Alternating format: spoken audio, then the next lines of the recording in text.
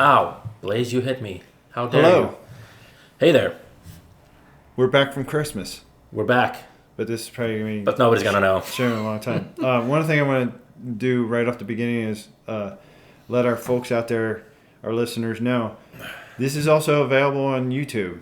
Right now, it's under my YouTube channel, Blaise Weller. We'll specifically put it to the Film Dick side, but if you want to view the video as of now, feel free to go to YouTube and Type in. we're on camera. Yeah. So these are also available on YouTube. Get the visual aid happening with Yes. it. All right. Yeah, it's actually funny. Every time I've been looking at when I look at the YouTube videos and I look at the episodes that we've put out already, I think it's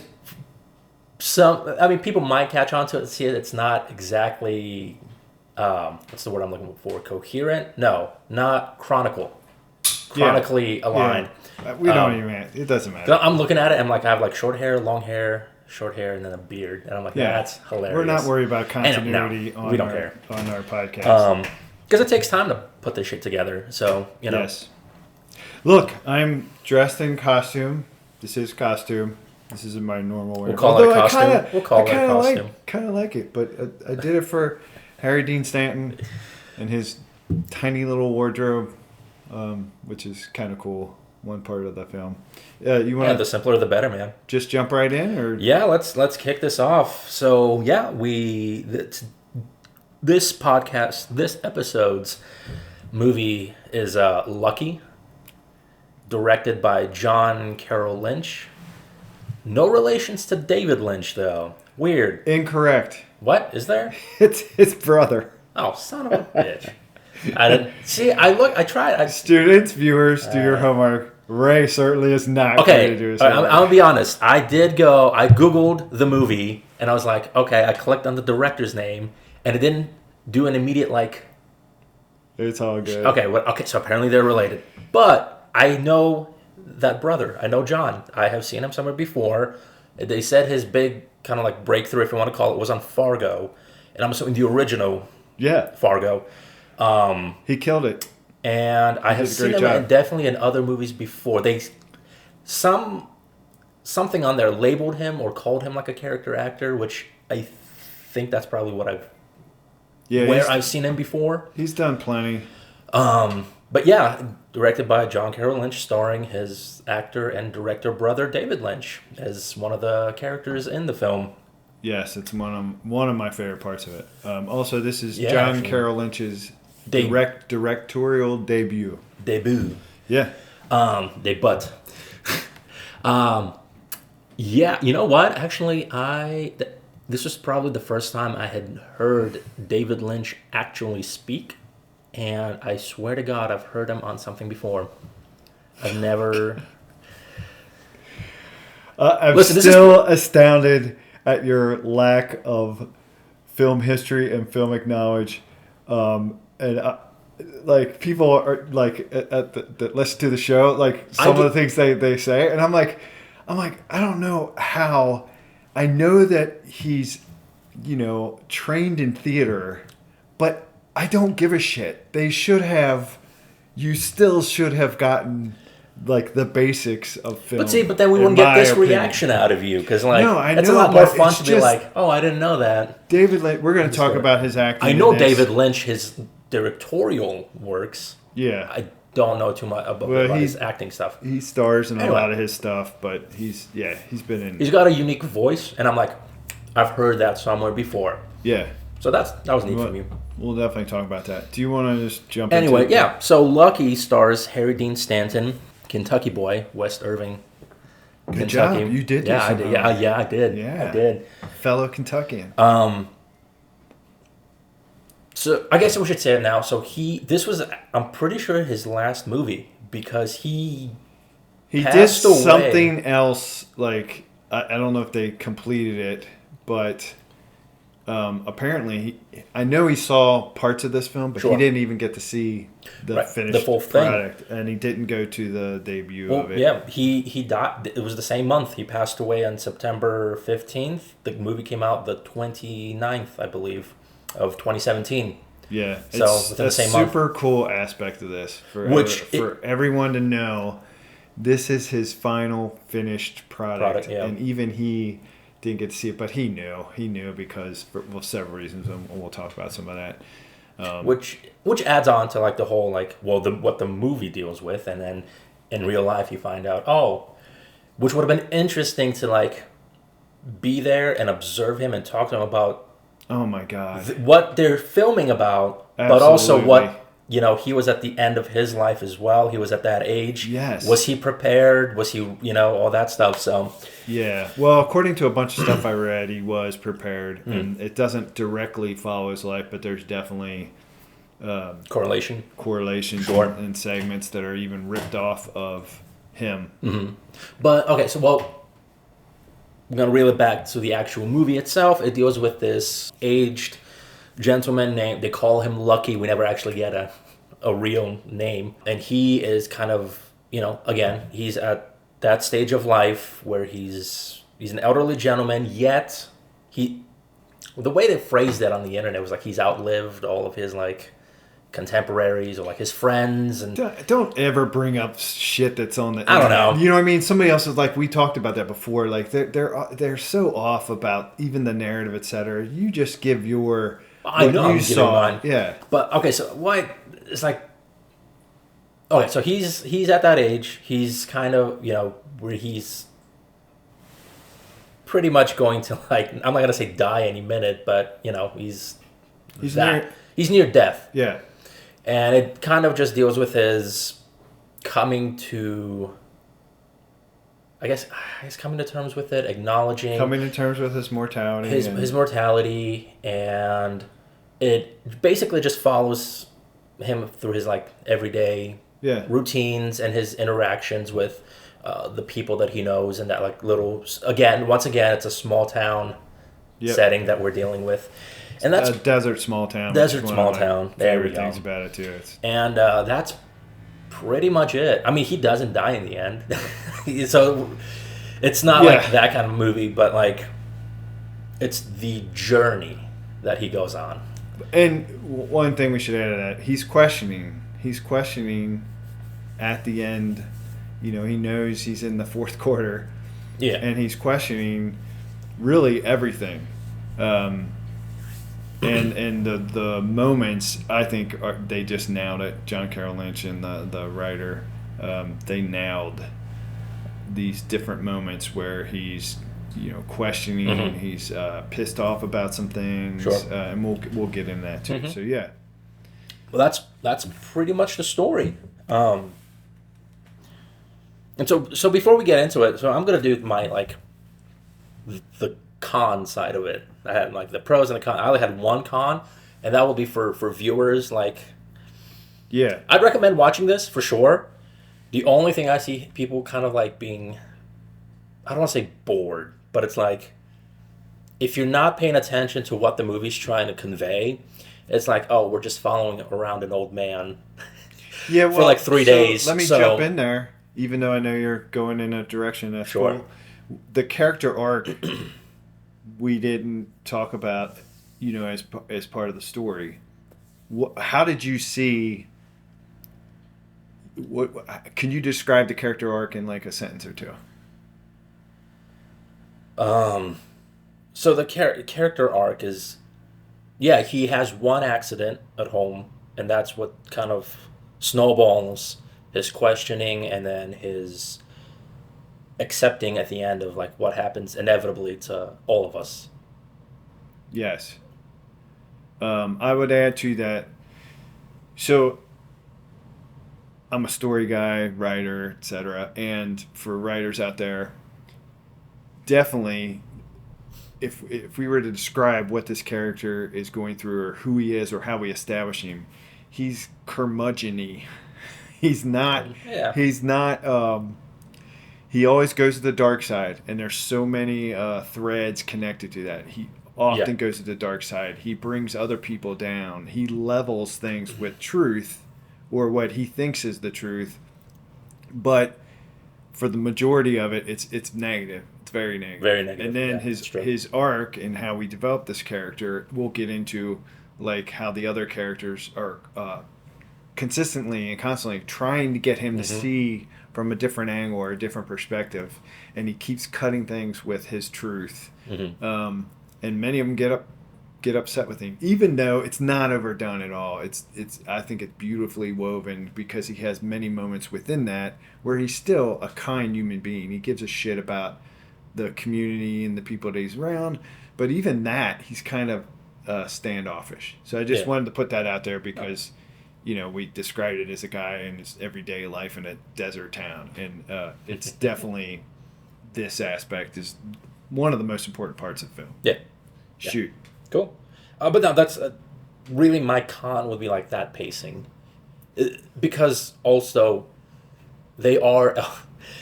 I don't want to... Well, I'm going to sound like a dick, but like... Because I'm trying to be realistic with people... Yeah, we're film dicks.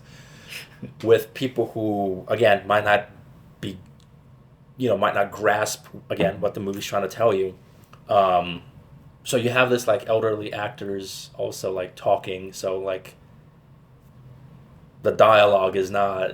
It's not very, like, fast tempo. It's very slow. And I'm starting to think, actually, it was intended to be that way. But again, so if like somebody's like sits down and watches it, and it's like, oh, it's just an old man walking around doing that. So it might not appeal to everyone, but that's what I saw as a con. And that's not a terrible description. It is an old man. It is an old man. I mean, it is an old man, and literally walking around the town often, and his perspective and his interactions. But there's a ton of time where he's just walking.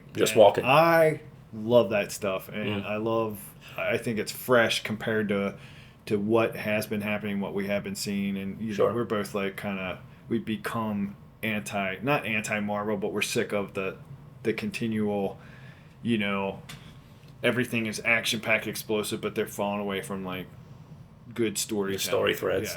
Yeah. Well, no, you know what? I like those wide shots of him walking too, because it takes us back to Patterson and those little vignettes, and maybe I felt like it was like, hey, like look at this old man living in this old town that's like falling apart. So I didn't know if it was trying to be symbolic in that way, but definitely the cool. landscape. But the landscape was cool to see town. that. Yeah, but that's definitely connected to it's an ancient cacti desert, and he's walking around. So definitely, and we're doing a lot of things with mood and tone. Sure. With those shots. Yeah, right off the bat, though, and I'm sure you probably have this in your notes, too, but literally the opening scene of the dirt road and then the little turtle walking across it. At first, I thought, the opening shot of the desert with the turtle crossing, symbolic, because it's, turtles, an old man, the pacing it's going at, and then the whole, like, tortoise and the hare thing, like, jumped into my mind. I don't know if you thought about that, too. Not really the hair, but the symbolism of the turtle for sure. Tortoise. Yeah. The tortoise, not a turtle. As Harry David Lynch tells everyone, yells at everyone, he's a tortoise, not a turtle. But I didn't think the turtle was going to come back into play in the movie. I just thought it was like a little symbolic, little shot of it. But yeah, it was cool. At the very last second, we see the turtle. So we're bookending writers, the symbols, and the scene, and it can be dialogue, but in this case, it's not dialogue. So we're bookending without dialogue, the scenery and the tortoise, and Harry Dean. Harry Dean is walking through the desert, and that's the very end of it. But and then we get like a glimpse of his morning routines before he heads out to town. And the thing I put on there, like the little refrigerator bit, but I found that funny. It was just one glass of like milk. Yes. I think it's milk or it's milk. Egg yolks. Milk. Just with like 3 cartons of milk, and that's it. That's all he's got in there. Right, and he's definitely following, he's got habits and patterns. So he finishes the one carton of milk, and then he slides the other 2 over. Yeah. And let's talk a little bit about that. So one of the things that I wanted to bring up to new filmmakers and writers, this is a beautiful film to watch to understand how to establish characters. It's also a great film. I suggest any new filmmaker, any filmmaker, really watch this, because the shots and the shot selection, I think, is impeccable. Mm-hmm. It's not anything super fancy. Most of the shots are mid-close. Yep. They're not wide. You're right. The one where he's walking the desert is wide. Well, when he's walking outside, when he's walking around, we do wide shots. But other than that, almost every Yeah. single shot is mid-close. Yeah. And then he does put in some close. And the reason I suggest this for new filmmakers is just shoot your short. Do it the way your instinct tells you. Watch this film because it's a framework and a nice lesson plan of the little things that you can add to it. He doesn't overdo anything, and often that's what a lot of people do, is they like trying to like overcomplicate, and it can screw up the story and everything else. So I definitely think this is a great film for new filmmaker and anybody that's interested in film, because that's unique. The uniqueness is how many mid-closes there are. That's not. Did you notice that? It's not a frequently used, if you want to call it, technique, and that was something that I think John Carroll Lynch should be accredited for. That he did something that was pretty unique, but at the same time he didn't overcomplicate things or try to pull off any kind of ridiculous shots. Yeah. Well, no, for the most part, it's simple shooting. Yeah. Doesn't mean that's not difficult or it's incredibly beautiful. Well, that's going to take me to my next note that I have on here. But before I go there, what you just said about establishing character, it takes us back to the principle of showing the audience, not necessarily constantly telling them. Absolutely. I figured you would pick up, we're definitely. And how did you like that? And that's what I wasn't able to grasp right away? Not grasp, but explain before. Yeah. That's what I like being told. Not necessarily if a movie is filled with messaging and stuff like that. I want us to either have to think about it and let it simmer and stew in your head a little bit, or they do a really good job of visually doing storytelling. Don't spoon feed us. Not be the exposition dialogue, from etc. Yeah. And again, this is good writing. This is what I want writers to watch. This is great writing, and it's great filmmaking and shot selection. 'Cause we do a series of cut to shorts of what he does in everyday life. And did you also notice? This is, I was reminded of the podcast we did on You Were Never Really Here. Okay. And The Wrestler is also a good example of this. And that's, did you notice we don't see his face? It's okay if you did. We don't see his face until 3 minutes and 30 seconds into the film. Oh, I thought we see parts of his body, Yeah. and that's what's wonderful is we're establishing that he's an old man. Like he's wiping his underarms, and still we cut it at the neck.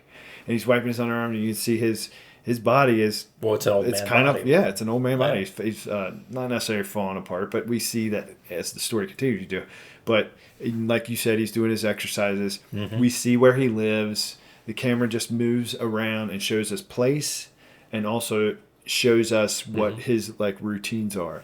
So that's how we establish the character. But we don't see his face for 3 minutes and 30 seconds, and that was another thing that I loved that. John Carroll Lynch did was it's not quite a hat shot, but it's angled up with the blue sky and a little bit of desert, and Harry Dean walks into the frame, and that was at 3 minutes and 30 seconds. That's the first time that we see this old man in his garb and his face. Well, and it's just beautiful. Which actually brings me to the shot right before that, which is when he's getting ready to leave, bam, bam, bam, and then he gets, again, wide close shot of the front door, and he gets to it, he opens it up, and it's like a bunch of light coming through, so it's like another thematic, it's beautiful, symbolic thing, which that's the next note that I had on there. So 3 minutes 30 seconds before you see his face, and then it's another minute, it's a little more than another minute after that before there's any dialogue in this film whatsoever. And beautiful writing. Again, we just hear the sounds. We hear the sounds of his routine. We hear the sounds of the desert, which I totally love, and that sets the tone. And that's what I want to express to new filmmakers. Don't forget or just understand how many ways that you can set tone. And one of the best ways, obviously, you're working a camera visually, place, setting. take your time with it. Show us. It's my favorite.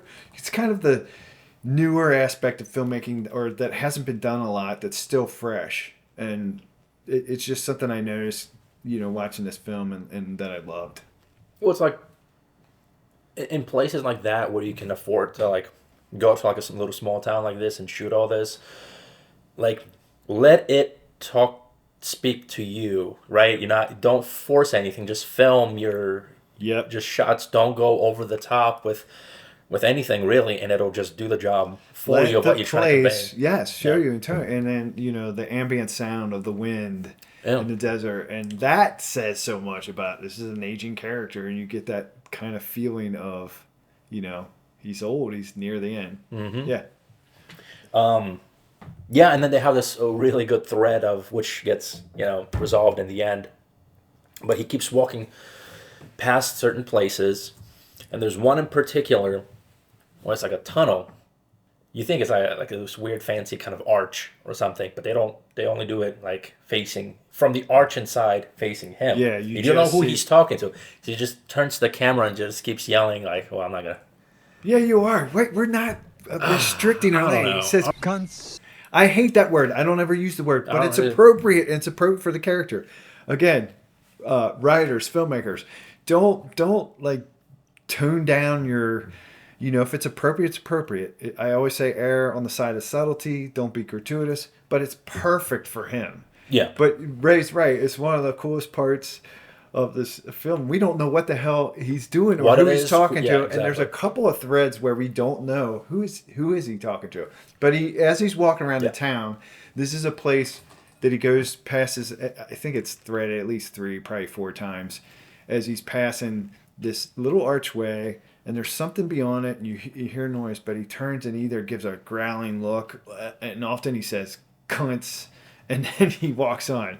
And then it's later, as the film proceeds, we find out a little bit of what it is, but we don't even know the whole story, which is another element of this film that I thought was fresh and that I loved, and the writing, and that is, once again, we don't explain everything. And this is a case where, like, we saw some films, and we argued about, I don't want to be everything to be spoon-fed or explained. I know you don't like spoon-fed. But in this film itself, there's a couple of things that are never explained, that not fully explained. Mm-hmm. We're just, that's what it is. And that goes back to, I felt like John Carroll was stealing from David Lynch in that. Because David Lynch does a lot of that in everything that David Lynch has done. There's scenes that don't follow the fucking story, and I'm cursing. I shouldn't, because that's how I teach: establish, develop, climax, blah, resolution. But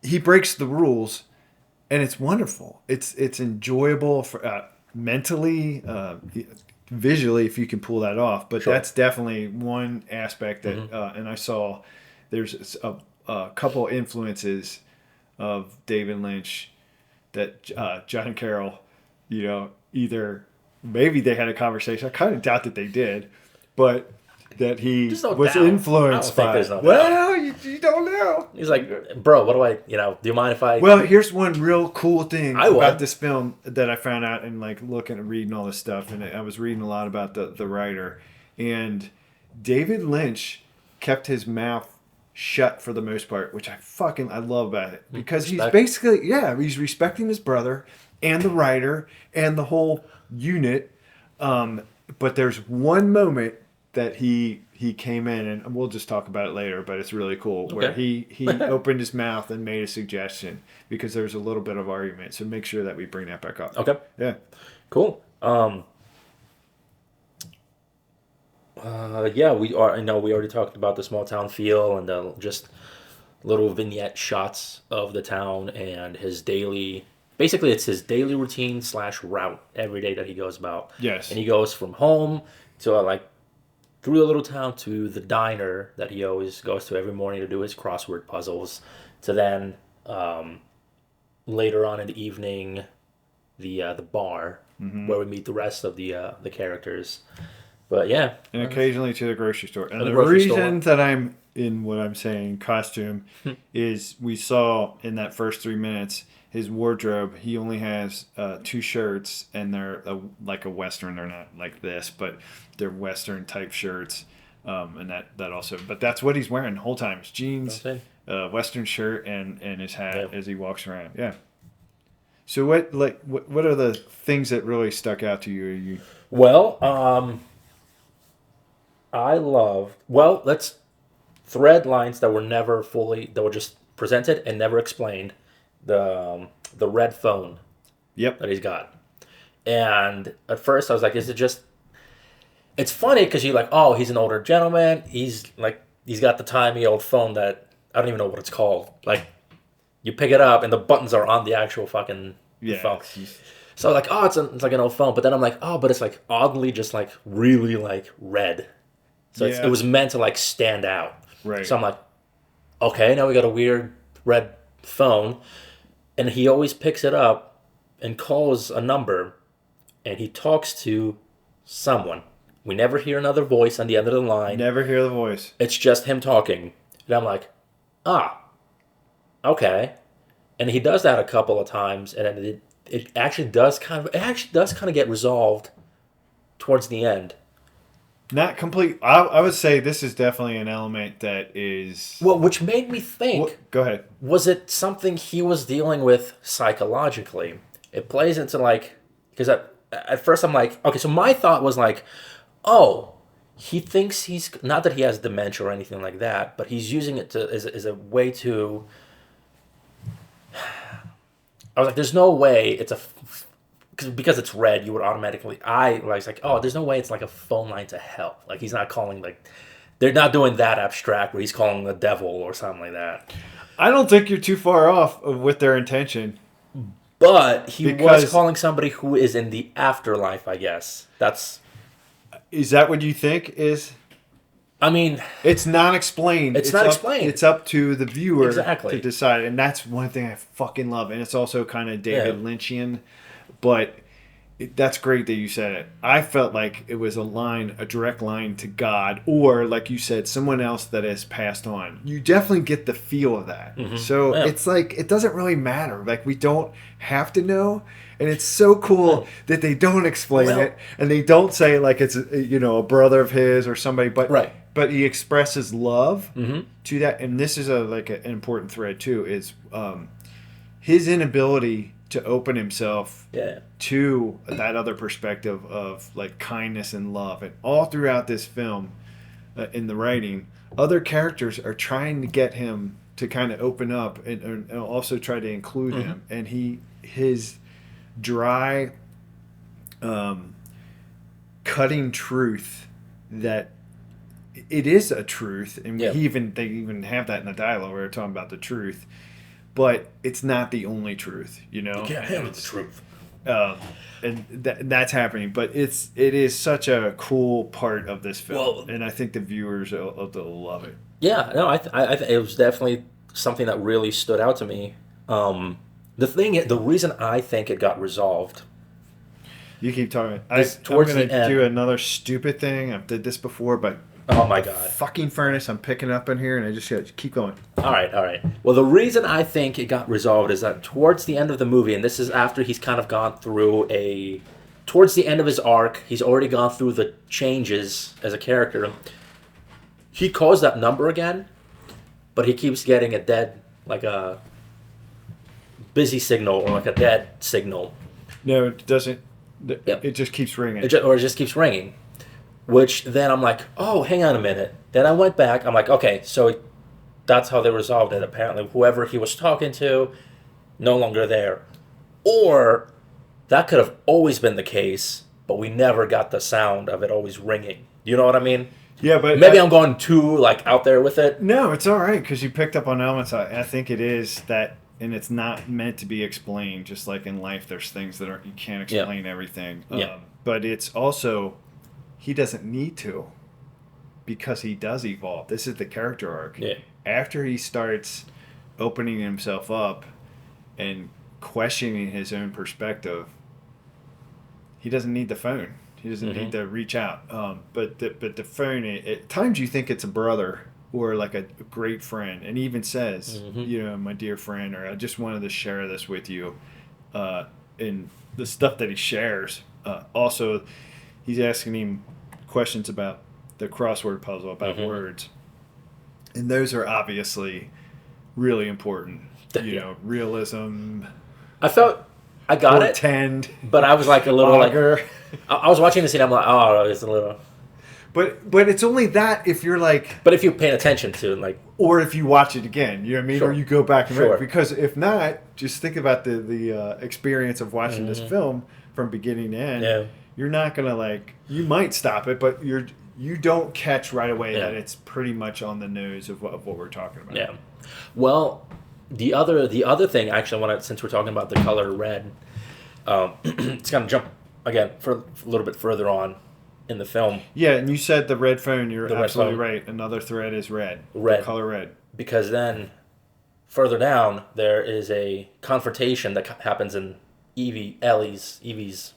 Yeah, the bar. The bar that he goes to, and then we can hop back to like what actually happens inside here in just a second. But he goes outside for a reason, and then I think Paulie, his buddy, comes out to like calm him down, smooth things over, and then he like gets drawn to like this really like heavy rock music coming out of like a bar, just like a couple bars down the street. Are you gonna explain the whole scene, or like you going in that direction? I'm just gonna. This one I'm gonna interject. Not what happens in the bar, unless you want to go back to. No, the other part is the red. Yeah. There's also in the beginning, on his coffee pot. There's this. Then he does do an insert shot of this. That's one of the few times that there's an insert shot, but it's the blinking 12. It's like 12 o'clock of a red light that's blinking, and that is as the film continues. You know that is kind of like a comment on time is running out. Do you know what I mean? Like, I don't know if you caught that, but that's what I felt it was for. But the red of that, the red of the Paulie, and the bar. Yeah. Well, okay. So now I'll come back to this 12 o'clock thing on the coffee maker. But yeah, he sees his friend Paulie like head in that direction. It's almost as if he was like drawn to it. And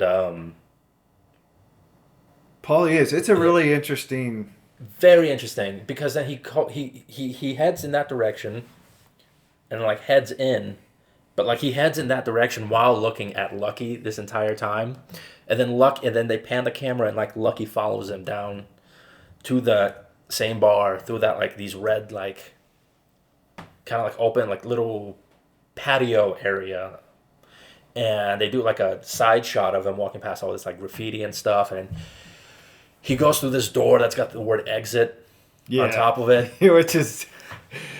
That's on the mark for sure. Yeah. Exit. So you're exiting this life, and it's all red, and it's definitely hell. Yeah. Or it's the wrong way. You're going the wrong direction. But they cut away though. You know, that's it. He enters. And then it shows that he's clearly looking down the stairs towards the bar. Then they cut, and then you go to the next scene, which is actually him waking up. Almost as if this was like a nightmare. Yeah, it's kind of reminiscent of Christmas Carol. You know? Yeah. But that's such a cool shot. Again, this is like an unexplained... We get it, and we get the symbolism of it, but it's beautiful. This is David Lynch all the frickin' way. Yeah, it's like very Twin Peak-ish.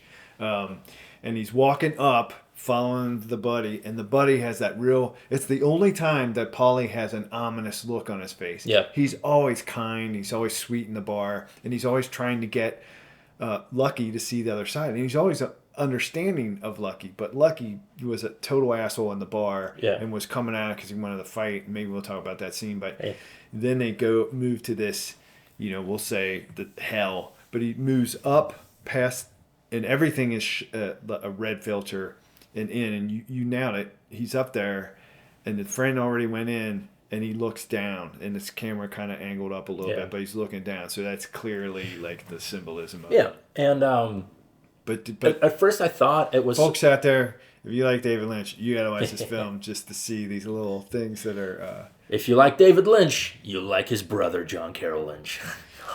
Well, it's definitely different, but it's cool. It's cool to watch a film that somebody else is doing that is fucking related and grew up with this. Well, of course, he would be influenced by his older brother. But it's incredible. It's a fun part of the film is to watch those influences. But God, just one more thing going back to this scene that we're talking about. It's interesting because I thought it was. We kind of went into more like abstract theme of what I was trying to portray, and at the same time, I'm like, okay, so prior to that, we had one of those moments where Paulie was talking to Lucky and kind of trying to bring light into him, kind of like optimism and stuff like, and telling him where he was coming from, what he kind of went through before he found Elaine. Yeah. And he was like they said he was like a hustler and like stuff like that. He was a bum, ungats. He was nothing. Yeah. And I thought it was like, I'm like, for a second, I'm like, are they implying that he's had like, dealings with like bad stuff? Could be. It doesn't really like matter. But, it's again another thing that's not like explained. But yeah, it's not. It's never. They never go back to it again. It's just a one-time scene, and that's it. But you're right. And this whole thing, the major theme, and I hate using that word theme, but the major, what is portended is this play of light and darkness. It's like it's the yin and yang that's going back and forth, and Lucky is the darkness. He often brings other people that are positive or trying to share something with him, and he cuts them off. He doesn't like small talk, and so he keeps going to like the dark side, and there's this other light. But they do it in so many different ways with symbolism, and the music in this is flipping outstanding. Did you like the? Well, I definitely caught the Johnny Cash song. I was like, oh, I get it. I get it. And that's, I think Prince Bonnie is the person that wrote it, but I love that they had Johnny Cash singing I See a Darkness. It's such a great song. I'm like, they were like one away from just doing Hurt or well, they're kind of similar, but so I'm like, in that song the lyrics are, the moments in life, there's joy and there's these things, but I see a darkness. The darkness comes in and overtakes these other things, and that is what this film is about. That's what we're trying to get this character to learn, and what this character is learning. And that I love that. That was one of my favorite shots in the film. Is when after that he goes and he lies down on the bed and he pulls the covers up, and it's one of the few. Like a bird's eye view. You call it bird's eye view or God shot, but the camera's panning back. It's pulling away and opening up the scene, and he's all alone, and we hear Johnny Cash singing, I see a darkness, and it's beautiful. Did that scene affect you? Did you like hurt your gut when you saw you felt for him like, God, this guy's? Yes, but not as much as the scene prior, and this is gonna be now. I'm gonna talk in terms of acting wise. The shot, if not one of the very few close-up shots, is when he's talking on the phone about the mockingbird that he had shot when he was younger, and I was just like, damn, it's just one of those, like, again, not overacted, he's just. And if anything, he pretty much had the same facial expression, so it was all in the dialogue that he was doing, and just kind of feeling the regret, and like the remorse of it all. It was great. It was great. That and I love that. It was the whole like it's a close up shot, but they very slowly like they close in even like a little bit more as he's going through the monologue, and that one was like really impactful. And so we should tell everybody that he's talking about a mockingbird, and it's really significant, and it's on the phone. It's one of those things where he's sharing with his friend or God or somebody. Yeah. I had this and he's suffering. Like this guy is hurting. He's definitely hurting, and he definitely feels the dark, and he's definitely feeling his mortality, and that's what this film is. It's about. And he expresses that when he was a kid, he had this old beat up BB gun, and the mockingbird was there, and he said, I aimed it and I shot him, and he killed the mockingbird, and he said the overwhelming silence that I had caused. Mm-hmm. And that is so beautiful, because throughout this film, the ambient sound and the music that they have chosen is just perfect to me. And that comes back into play later on in the film when he buys the crickets.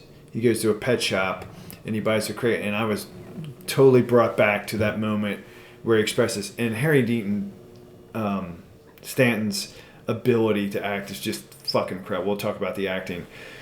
But that moment when she's on a telephone and we do a little pull in, but it's mostly mid-close, and he's expressing, that he caused that silence, and he said, I just thought of that today, and it hurt him so much, and the expression that's in his face, only Harry Dean Stanton could pull that off. Yeah. It is wonderful. It's one of my favorite. Yeah. Same. Well, another one I had was actually a completely different tone. That started out funny, but then it ended up, that plays into the scene with the red lit bar, is what happens in Elaine's bar. And it's his interaction with Howard, played by David Lynch, and the attorney, played by Ron Livingston, which I was like, damn, Ron, I haven't seen you in like a hot second. I was like, it's good to see him in this. And basically he comes upon Howard. Well, so we find out in a prior scene, Howard has lost his tortoise, the President Roosevelt. And there's a funny little bit. They're talking about, we're looking for the president, or the president's gone missing. They're like, what? Right. He's like, no, my tortoise, President Roosevelt.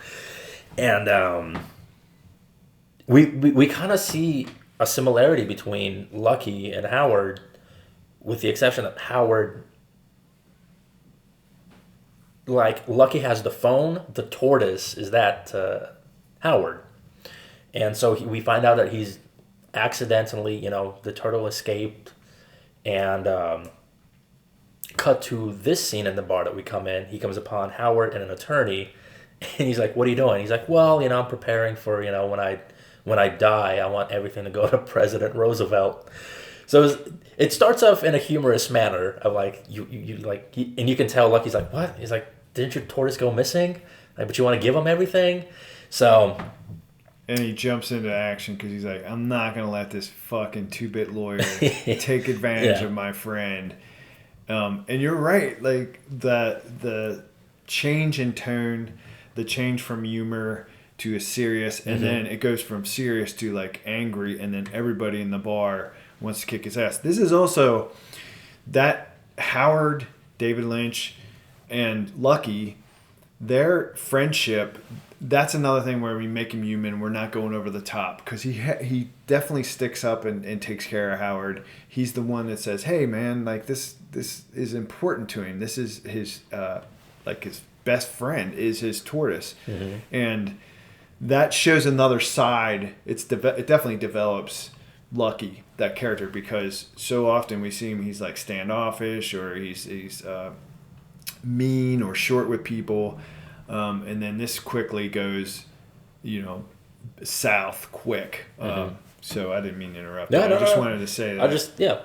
I just found it very humorous, and like the way it starts off, and then it leads into like a more serious tone, and then David Lynch has a great monologue about like what President Roosevelt basically represents. Yeah, meant to him, and what give what us to some of that. What did he say? And he talks about like. He was like, the whole... I can't remember word for word. It's very symbolic. It's Roosevelt has lived longer than two of his wives. Yeah. Roosevelt has lived long... When that tree outside of your house, Lucky, he's like, it was a twig when Roosevelt and I first whatever, and the trees, it's taller than the house, and in a desert, which is kind of cool too. So he totally expresses, and we go from this is humorous to like, oh God, I get that, like that. It's like just you immediately hurt and feel for this character, and it's. But he has that great couple of lines about like. He basically humanizes the tortoise, and it's like he's had to like live his life basically carrying his own coffin on his back, and he's like, yeah, it serves as protection, but it's also his coffin, and so great writing. It's just it's very symbolic of everything. It was just a great like dialogue monologue. And so he's talking to the lawyer, and this is when Lucky gets pissed off, and it goes from even that part's like humorous, but then it goes really south quick, and the whole bar gets pissed, and he wants to fight the lawyer, but it's serious. It's not. It doesn't. After that, it stops being funny, and you're like, it's a stark moment. And again, we're developing the character because. He's taken out all his shit like on everybody else. But this is another element that we didn't see. We didn't see him get to this level where he's like outside. We're going outside. I'm going to kick your ass. And he's an old guy that you start to feel for the lawyer at first. It's playing with our emotions. Again, good writing, because you think, oh God, he's taking this guy because Howard's going to give all his money to make sure that the tortoise is good, and this guy's like willing to talk to me about it and like come up with some kind of a solution. And then it goes to the lawyer really is trying to help him, and so that we develop that character as well. And again, it's one of those things where by developing another character, you're developing the other character. In this case, it's the protagonist, Lucky, because his anger it's out of control. It's uncalled for. It's not. It's inappropriate. And then he wants to go outside, and everybody in the bar's like, "Come on, like just settle down." And they try to stop him, and he goes out, and that's when he and Paulie have that conversation. And you were gonna say, I was gonna point out that again, it's a very short relationship, but we later come back. Well, we have to. At that point, he had actually just kind of started. He's had his accident that he experiences, which kind of starts him questioning everything. So they very well established that he's in that kind of like state of mind, and that's what and he was drinking a little more than he usually does. So you can tell he's just kind of thrown off from everything. But they do have a really nice scene afterwards with the attorney. They meet in the diner later on after everything kind of settles down, and have a great moment of kind of like where the attorney shares kind of a near-death experience. Can I do a cut? And let me ask you this: do you want to? I want to talk about the acting, and I definitely want to get your perspective, and I want to spend some time talking about the acting. Okay. But I also want to talk about these other stories. Why don't we fill in the blanks with some of the stories and then talk about the acting, or do you want to jump into talking about the acting? Doesn't matter to me. I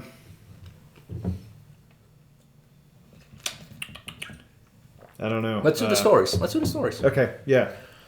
Well, so let's establish a little bit more. He's going around the town. People are trying to help him out. In the diner, everybody's kind. It's a place where the collective go.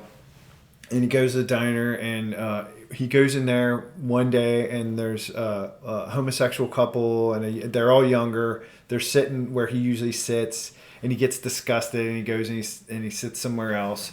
And he's making comments about that, and he's shaking his head because these two guys kiss, and he's. I thought that dude was bisexual because he was acting like making out with the girl's neck when he comes in. I missed that. And then he sits down at the booth, and then that's where he turns around and then kisses the dude, and I'm like, regardless, but he doesn't like it. And then somebody tries to reach out. That's not when the lawyer comes in, I don't think. No. But someone tries to reach out to him there. That's Joe. Joe sits down with him, and he again levels things with the truth. And now he's already upset with. He goes to the doctor because one of the things that you started to talk about, he falls down. He's at his house. There's no reason for it. He doesn't get vertigo. He just falls down. And he says, "Oh shit!" And he wakes up and he goes to the doctor. And there's that scene between he and the doctor's just trying to give him some brevity and some kind of like a perspective. And the doctor's, he's pretty cordial to him, but in the end, he's also a jerk to the doctor. And then he leaves and his spot's taken in the diner. And then we see him pissed off. And it's that scene where it's the first time where the harmonica goes from this kind of, not sad, but a kind of the darkness and light is mixed. That harmonica is.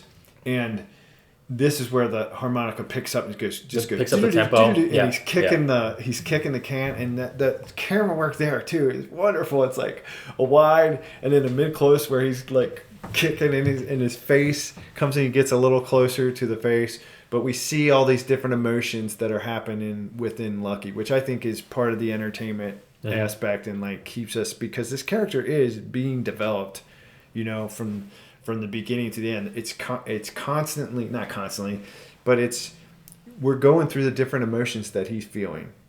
It's kind of the emotions of what, loss or death. And I just wanted to establish that. And then do you want to talk about when he kind of makes up with the lawyer, or should we like fill in the rest of the blanks of the scenes that we love before we get to that point? No, we can jump because I don't. Yeah, I think we might have covered pretty much all of them leading up to that point, because it isn't too long after that.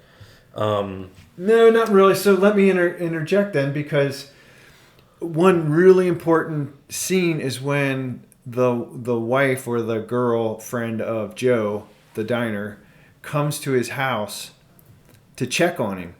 And he doesn't like it. He's like, this girl comes in and she's worried about it because she hears about the fall. So she comes in there to check on him. I loved that scene as well. It was it reminded me of Cathedral, a short story by Raymond Carver. And I think I mentioned that before. But they end up smoking weed together. And that's kind of a breaking the bread, She's extending this weed to him. And they have this great moment, like he opens himself. This is where the character finally stops being a dick, and he's a dick to her before he opens up, but he lets her in because she also pushes. She's not gonna she wanted to check on him, and she's commenting on the pictures of his life, and that's the scene where we're going through these things, and then he's like, do you want to watch a game show with me or whatever? And then she shares the joint, and they get high. And what did you feel something in that scene? Did you feel like, where's this going to go? Or yeah, I did. You did too. So I felt like a sexual tension. Yeah. And which was really cool because, again, this is something the character thought was completely gone and isn't going to happen. And his curmudgeon-y self, he's locked himself into this perspective of what he calls the truth. And she's opening him up. And she's starting to she looks at him like, this guy is he is a handsome man. He's a cool dude, and she's teaching him about Liberace, and he opens himself up there. He admits that he was an ass, and again, this goes back to Cathedral all the way because, it's a selfish, jealous asshole that's making fun of a blind man, and then as he starts to open himself up, he puts himself in the shoes of a blind man, and a similar thing has taken place. He's put himself in. Oh, she doesn't know who this is, and he admits. He used to call him a fruit. I thought he was some kind of weird fruit. And he's like, I was such an asshole. And he admits that he was an asshole because Liberace can play the piano. And that's what they're having this moment together where they're watching him play the piano. And it's really cool. And there is that. I was glad that you felt it too. There's that sexual tension. And then she gets up. She's like, well, I got to get back to the diner. And she hugs him. And at first he's just sitting there like this, and she hugs him, and she doesn't let go. And then he hugs her, and you hear this incredible sigh let out. And she feels awkward too because she is feeling a little, attracted. And she's like, well, I gotta go. And she said, are you? I don't know if she says, are you going to be all right? But he admits this is a huge scene because he's opening himself up, he's admitting his faults, and then he says, I'm scared. I'm scared. And she says, I know. Yep. Yeah. But she fucking leaves. She doesn't stay to she's scared of kind of what she felt. And she's like, and she takes off. And so he's left with expressing that emotion. And then we go to the diner with this is where, because he was able to do that, open himself up, now he can, like, he's been an ass to this lawyer every single time he sees him and, wanted to fight him. And then we have this beautiful scene in the diner where the lawyer comes in and go. Oh. He shares his own.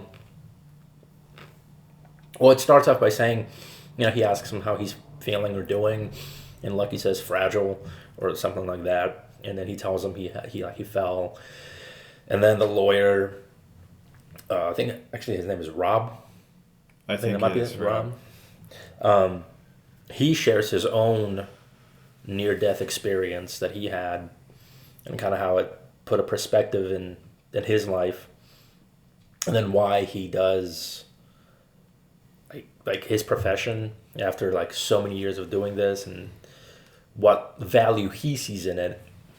And then talks about how his family, will be sad the day I'm gone. The day my body is like buried or like taken away, they're gonna be okay. And there's this great line again though, where Lucky kind of interjects again, not in an asshole kind of way, but in a more leveling the truth, and he's like, "You'd be dead." Well, like, it doesn't change anything for you. He's like, yeah, and he's like, "How do you mean?" He's like, "You're still dead." Right. So, yeah. But this is another moment where another character is reaching out to him. Right. So that's what this film is about. It's this small town and all of these people caring for one another, and he can't take the care because he's hurting. He's afraid of his mortality and these things that are happening. So they keep reaching out and they keep trying. Yeah. And this is I don't want to say slow burn, that's incorrect, but the gradual development of him is he starts, like, I don't even want to say opening up. He definitely opened it up to the girl in the diner, but he's starting to open up a little bit here. But he's listening. He's no longer just like, a curmudgeon that's like, what do you got to, you don't know what you're talking about, kind of thing. I kind of want to, go ahead. Well, no, I was going to say that's pretty much all builds up and cultivates to this great scene where he goes to the grocery store lady's son's birthday. Yeah. And it's a great scene where... Let's do this. This is going to be, I think, one of our first, I think. I'm going to go get a beer, and maybe we'll cut this into 2 episodes, but regardless, I want to talk about the acting, and like finish maybe the second half of the story in the second part of this episode or the next part.